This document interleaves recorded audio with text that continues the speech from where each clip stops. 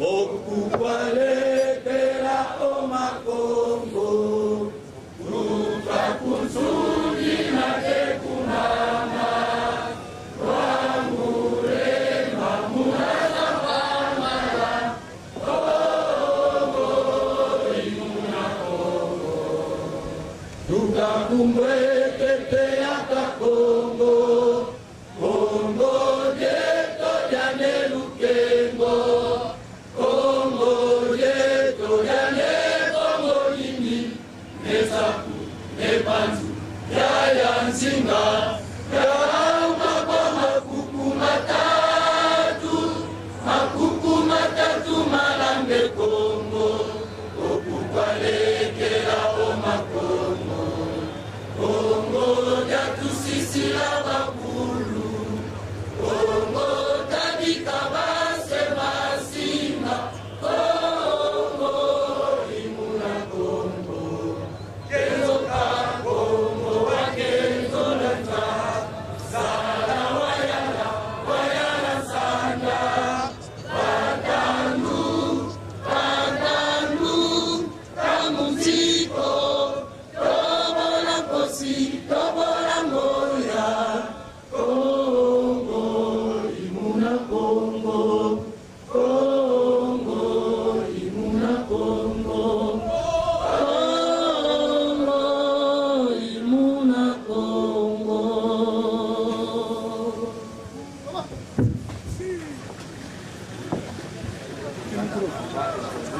Mbote na beno mbote biaka kaka na kibundi ya mvimba betikela kutombela nge le bienvenu na ntoto ya mwanda madondo mingi bapangi ya mwana na kutala fasobe mebika ba occupation beno be s'intéresser samu beno kuza kuwa discours ya longi ya Congo ne mwanda temi le seul défenseur ya ba intérêt ya Congo central depuis betube katuka balakazangulu na banzila population ya Congo central bakena tuba ba mambo mingi samu na ti fumu ya Congo central to le leader inake défendre ba intérêt yandi konga ku répondre na batatu pe na ba mambo kila bantima alors toke baka tangu mingi ve toke pesa yandi mosi yandi meka ku pesa beno par réponse na ba question mingi benire so se poser na yao betwe zibula ba wakutu beto zibula bantima na façon que doku wa peto lunga ila ndetuba mota beno samu pesa ba ke benira sepela na présence ya mudane monda tsemi beno kwepa na Zulu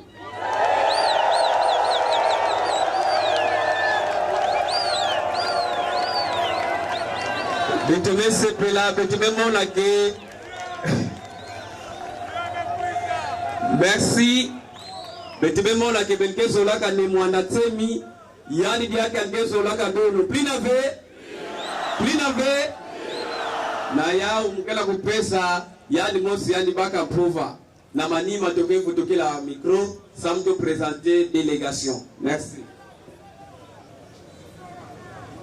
Mes chers frères, dans notre conversation d'aujourd'hui,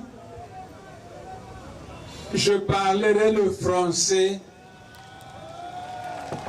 pour permettre à nos frères les non-originaires d'entendre, parce qu'eux n'entendent pas la langue Kikongo.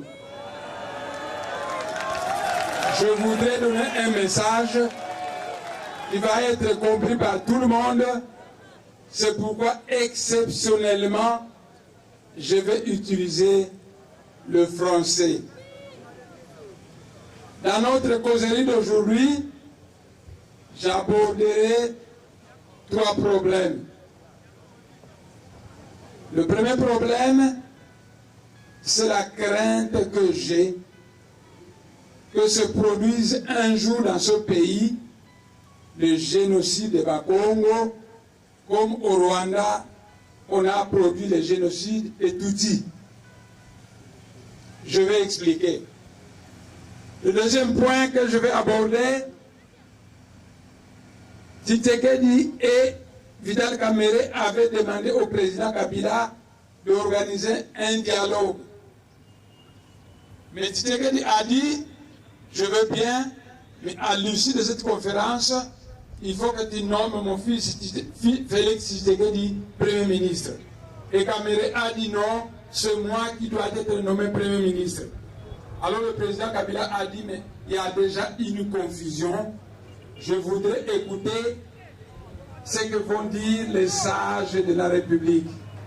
Alors il a invité Monseigneur Mosengo, il a invité Monseigneur Marini des protestants, il a invité le chef des Kimbanguistes, il a invité le chef des musulmans et il a invité le chef de la redoutable association Congo appelée Bundu de Congo. Donc moi aussi, il m'a invité et je lui avais rendu visite comme les autres. Le troisième point que je vais adresser à vous va s'adresser à mes frères non originaires. Mes chers frères, dommage que vous n'avez pas le Saint-Esprit. Si vous avez le Saint-Esprit, vous allez comprendre que Némoine Nassemi vient du monde spirituel. Et dans le monde spirituel, on ne punit jamais un innocent. Tout ce qui vous fait mal aujourd'hui, il paraît que les discours de Némoine Nassemi sont piquants parce que vous ne connaissez pas la tradition africaine. Demandez à Monseigneur Desmond Tutu en Afrique du Sud comment se fait la tradition de la vérité et réconciliation. Ce que je cherche, c'est une réconciliation entre le Bas-Congo et les peuplades qui sont venus de l'autre province qui ont fait du tort au Bas-Congo. Comment se fait le forum de vérité et réconciliation? Il se fait de la façon suivante. Dans une première étape, on passe la parole à la victime. Et la victime doit se défouler. Elle va dire tout le mal qu'on lui a fait. Et à la deuxième étape, on passe la parole au bourreau. Le bourreau doit reconnaître le tort qu'il a fait. Il doit demander pardon. Il doit compenser. Ayant fait cela, alors le Nzonzi les réconcilie. Il y a question qu'on réconcilie les Bas-Congo et les non-originaires qui ont fait du tort au Bas-Congo. N'oubliez pas que vous avez tué plus de 700 adeptes de Bouddha Congo de Bas-Congo. N'oubliez pas, mes chers frères, que vous avez détruit 700 maisons en briques des adeptes de Bouddha Congo. Ce sont les maisons de Bas-Congo. N'oubliez pas que vous avez commis beaucoup de torts. Et dans le monde spirituel, quand vous commettez une erreur, ça s'inscrit dans le monde de cause. Et cette erreur va disparaître quand vous allez reconnaître votre faute, quand vous avez demandé pardon et quand vous allez compenser. Le forum de vérité et réconciliation commence par le défoulement de la victime. Donc les Bas-Congo doivent se défouler de tous les torts que leur ont fait les non-originaires. Or, dans le Congo central, on dit que Némoine Nassemi dit toujours tout haut ce que les Bas-Congo disent tout bas. Donc, ce n'est Némoine Nassemi qui doit se défouler. Ce n'est Némoine Nassemi qui doit reprocher les non-originaires. Et qu'est-ce que nous attendons? Que les non-originaires reconnaissent leur tort, qu'ils demandent pardon, qu'ils compensent. Et à ce moment-là, nous allons entrer à la dernière phase, qui sera la réconciliation entre les Bas-Congo et les non-originaires. Mes chers frères, dans la justice en Occident, en Europe, quand vous avez fait du tort à quelqu'un, on vous amène en justice, on vous juge, il y aura un vainqueur, il y aura un perdant, et puis vous pouvez devenir des ennemis, c'est votre problème, c'est terminé. Dans la justice, la tradition africaine, on juge le problème et on réconcilie le bourreau avec sa victime. je veux réconcilier le Bakongo avec les non-originaires, parce que les non-originaires sont aussi nos frères de race. Regardez ma peau, je suis noir comme les Mongos, je suis noir comme les Bangala, je suis noir comme les Baluba, je suis noir comme les Baswahili. Mes chers frères, si seulement vous avez le Saint-Esprit, vous allez comprendre que Néhémie Dansemi ne peut pas vous faire du tort si vous n'êtes pas fautif. Mais si vous êtes fautif, que vous refusez de reconnaître l'erreur que vous avez commise, que vous refusez de demander pardon, que vous refusez de payer les dommages et intérêts, alors à ce moment-là, je vais vous montrer que moi je suis le plus fort, parce que dans le monde spirituel, on m'appelle l'homme aux situations difficiles. Je suis aussi celui qui mate les lions. Celui qui mate les lions. Voilà, nous allons commencer le premier problème. Ma peur que se produise un jour le génocide de Bakongo dans ce pays. Mes chers frères, à l'époque coloniale, les Belges disaient que les Tutsis, c'est la race supérieure du Rwanda. Tandis qu'au Congo belge, la race supérieure sont les Bakongo. Et les Belges aimaient beaucoup travailler avec les Bakongo. Mais dès que les Bakongo ont demandé l'indépendance aux Belges, les Belges sont devenus fous furieux. Ils ont dressé les Baluba, les Bangala, les Baswahili contre les Bakongo. Les Belges aimaient beaucoup les Tutsis. Aussitôt que les Tutsis ont demandé l'indépendance au Rwanda, les Belges sont devenus contre les Tutsis. Ils ont dressé les tribus du Kivu, les tribus bantoues du Rwanda contre les Tutsis. Et la haine pour les Tutsis a grandi. Et ça a conduit le génocide des Tutsis au Rwanda. C'est pourquoi moi j'ai peur que la Belgique qui vous dresse contre les Bakongo ne vous pousse un jour pour faire un génocide de Bakongo dans ce pays. Chers frères, le 4 janvier 1959, il y a eu un meeting de la Bago. Et à ce meeting de Bakongo, on demandait l'indépendance. Moi, j'étais à Kinshasa, j'étais un jeune de 12 ans, mais j'avais une mémoire qui n'oublie pas. Dès que les Bakongo ont demandé l'indépendance, les Belges ont dressé les Bangala, les Baluba, les Baswahili contre les Bakongo. Et j'ai vu les Bangala à Kinshasa, vêtus en mangwanda, avec des flèches à la main, wapi Kasavubu, wapi Zenzalandu, wapi Nkanza. Et après ils ont ajouté Bakongo, Bayebi Atako Salatongate, kasi basengi indépendance dans Mundele. Notez bien que les Bangala n'ont pas dit les Batete là, le mouvement était le Moutete là. Si c'est lui qui a demandé l'indépendance, le Bangala allait dire Batete là, Bayebi Atako Salatongate, kasi basengi indépendance dans Bangala balobaki, Bakongo, Bayebi Atako Salatongate, kasi basengi indépendance dans Mundele. C'est pour vous dire que ne falsifions pas l'histoire de ce pays. L'indépendance de ce pays a été une affaire de Bakongo, de la Bako, et ainsi de suite. Et les Bangala chantaient ce jour-là, Mobali Atembe, Bolikango, Iye, Abolokaka. Alors ils se promenaient à travers Kinshasa à la recherche de Bakongo, à la recherche de Kasavubu, à la recherche de leurs frères noirs, parce qu'ils ont été instrumentalisés par des Belges qui sont des Blancs. Actuellement, qu'est-ce que je trouve quand je sonde spirituellement certains militaires, parce qu'il suffit que je sois dans ma maison, que je demande au Saint-Esprit qu'est-ce qu'on pense dans les camps militaires. Le Saint-Esprit me dit ce qu'on pense dans les camps militaires. Et le Saint-Esprit m'a souvent dit que les non-originaires ont toujours répété que nous, il y a eu beaucoup de rébellions, beaucoup de gens sont morts, Bakongo bakufa kate, mokolo musuto kopeta bango masasi bango pe bakufa. C'est pourquoi, mes chers frères, regardez ma peau, je suis de Bangala, je suis noir comme les Baluba, je suis noir comme les Baswahili, nous sommes des frères de race.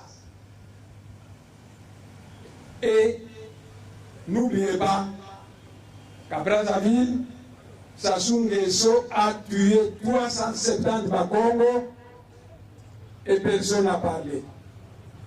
En Angola, l'armée du MPLA a tué des centaines de Bakongo qu'on a appelés des Airens et personne n'a parlé. Et dans ce pays, il n'y a pas longtemps, vous avez tué les adeptes de Bundula Congo et personne n'a parlé. C'est pourquoi j'ai peur que se produise un jour le génocide de Bakongo dans ce pays, comme s'est produit le génocide des Rwandais au Rwanda. Voilà le premier problème, ma crainte que se produise un jour dans ce pays le génocide de Bakongo. Parce que les non-originaires ont l'habitude de dire que nous avons un ennemi commun. Ils disent ça à Sassou Nguesso, ils disent ça à Dos Santos. Luanda, c'est une terre de Bakongo, mais Dos Santos qui vient signer là-bas n'est pas un Mukongo. C'est pourquoi les Bakongos ne sont pas contents. Kinshasa, c'est une terre de Bakongo, mais ceux qui règnent là-bas ne sont pas de Bakongo. C'est pourquoi les Bakongos ne sont pas contents. Brazzaville, c'est une terre de Bakongo, mais Sassou Nguesso qui règne là-bas n'est pas Mukongo. C'est pourquoi les Bakongos ne sont pas contents. Et quand les services de sécurité du Congo-Brazzaville, de la RDC et de l'Angola se rencontrent, ils disent, moi j'ai le Saint-Esprit, je demande au Saint-Esprit qu'est-ce qu'ils disent là-bas, parce que je peux leur envoyer dans leur réunion secrète des esprits qui vont les espionner, ils ne le feront pas, et ces esprits vont revenir me dire la vérité. Alors, la sécurité de l'Angola, de la RDC et du Congo-Brazzaville se sont réunis. Vous allez partir là-bas écouter et vous viendrez me dire ce qu'ils se disent. Quand ces esprits reviennent, ils me disent que nous avons été là-bas. Ils disent que l'Angola de Dos Santos, Brazzaville de Sassou Nguesso et la RDC de Joseph Kabila ont un ennemi commun.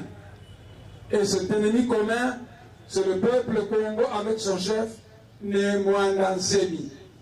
Voilà ce que me disent les esprits que j'envoie pour aller espionner les services de sécurité de ce pays qui se réunit avec les autres.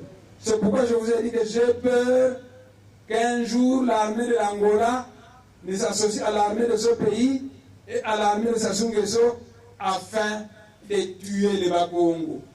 C'est à cause de ça que j'ai écrit au secrétaire général de l'ONU pour lui demander un référendum d'autodétermination afin que le Congo central puisse devenir indépendant, parce que gouverner c'est prévoir. Moi je prévois que dans l'avenir, si nos frères non originaires vont continuer à nous haïr pour rien, nous sommes leurs frères, qu'est-ce qui va arriver? Un jour ils vont tuer en masse les Bakongo. Voilà donc le premier problème. Je vais aborder le deuxième problème. Et je vous avais dit que Tshisekedi et Vital Kamerhe avaient demandé un dialogue au président Kabila. Mais ils ont posé des questions, des conditions. Nous ne viendrons pas à ce dialogue, disait Vital Kamerhe, si vous ne me nommez pas Premier ministre après le dialogue. Tshisekedi a dit, moi aussi je ne viendrai pas si vous ne nommez pas mon fils Félix Tshisekedi Premier ministre après le dialogue. Alors le président Kabila a dit, ça ne va pas, il ne faut pas commencer par poser des conditions. Je veux maintenant causer avec les sages de ce pays et écouter leur opinion. Alors le président Kabila a appelé le cardinal Moussengo, Monseigneur Marini le protestant, il a appelé le chef de l'église kimbanguiste, le chef des musulmans, et il m'a, moi aussi, appelé. Vous savez que dans la sagesse Congo, on dit que le chef ne se promène jamais seul. Mes chers frères, faites-moi confiance. Je suis venu causer avec vous afin de vous dire la vérité. Je ne suis pas allé seul au palais de la nation. J'étais accompagné de Maître Foula. C'est un avocat à la cour. Il est le secrétaire général de mon parti. J'étais accompagné de l'honorable Mantelzolo, c'est un député national. Il est le secrétaire général adjoint. Nous sommes arrivés au Palais de la Nation et on est entré à l'étage. Moi, j'étais assis ici. L'honorable Mantelzolo m'a suivi. Et après, c'était Maître Foula. Et en face de moi, à 2 mètres, c'est le président Kabila, avec à sa gauche 20 conseillers à la présidence. Donc, je ne suis pas allé en catimini causer avec le président Kabila. Il y a des témoins qui peuvent vous dire que quand nous sommes allés causer avec lui, il n'y avait pas une question d'argent. Maître Foula n'a pas vu de l'argent là-bas. L'honorable Mantelzolo n'a pas vu de l'argent. Et les 20 conseillers à la présidence, si vous connaissez Caleb, demandez-lui, c'est un Lunda. Il a aussi été là-bas. Beaucoup de conseillers à la présidence sont de Baluba, d'autres sont de Bangala, d'autres sont de Baswahili. Ils étaient là-bas. Ils vont vous témoigner qu'il n'y avait pas une question d'argent là-bas. Mais c'est le président Kabila qui me posait des questions. La première question, il m'a dit, honorable Mwandansemi, des gens sont venus ici t'accuser. Ils m'ont dit que tu as écrit au secrétaire général de l'ONU pour faire un référendum d'autodétermination afin qu'il y ait l'indépendance du Congo central. Qu'est-ce que vous dites de cela? Et moi j'ai répondu, oui monsieur le président, moi j'ai écrit au secrétaire général de l'ONU pour que le Congo central soit indépendant, parce que vous avez fabriqué un gouvernement large, Union nationale, 48 ministres, aucun Congo.